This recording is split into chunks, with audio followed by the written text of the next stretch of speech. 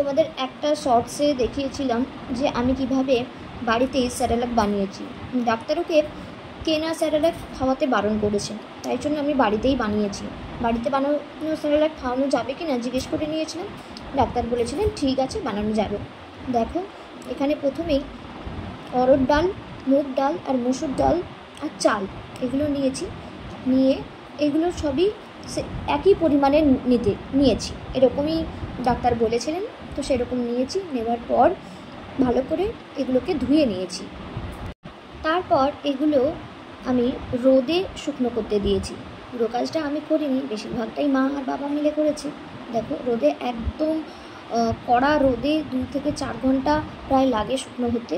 একদম ঝরঝরে হয়ে যাবে, খটখটে হয়ে যাবে, সেরকমভাবে তুলে রেখে দিয়েছি। এরপর যেটা করেছি, দেখো, শুকনো খোলায় কোনো রকম নুন বা তেল ছাড়া ভেজে নিয়েছি, রোস্ট করে নিয়েছি হালকা লাল করে। তারপর এটাকে মিক্সারে গ্রাইন্ড করে নিয়েছি একদম গুঁড়ো করে। তারপর এটা জল গরম হওয়ার পর, জলটা এখানে কিন্তু ফুটছে না, গরম জলে এটা দিয়েছি। আমার মেয়ের বয়স 9 মাস, তাই জন্য আমি এখানে ওকে মোটামুটি 4 চামচ এই স্যারেলাক খাওয়াই। প্রথমে জলে এটাকে কিছুক্ষণ ভিজিয়েছি, 5 থেকে 10 মিনিট, এটা না ভেজালেও চলে। তারপর ভালো করে ফুটিয়ে নিয়েছি। দেখো, প্রথমে এটাকে জলের সঙ্গে গুলিয়ে নিয়েছি যাতে কোনো শক্ত বা ডেলা না থাকে, এরকমভাবে ভালো করে। দেখো, একটা ডেলা ছিল, আমি সেটাকে ভালো করে গুলিয়ে নিচ্ছি। তারপর এটা একসাথে দিয়েছি, একসাথে ফুটতে দিয়েছি। মোটামুটি 5 মিনিটের মতো টাইম লাগে।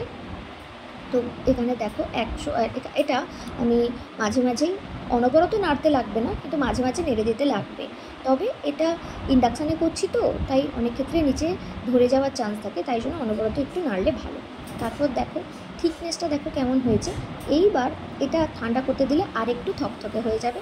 দেখো, এইটা হলো স্যারেলাক রেডি। এটা মেয়েকে খাইয়ে দিয়েছি।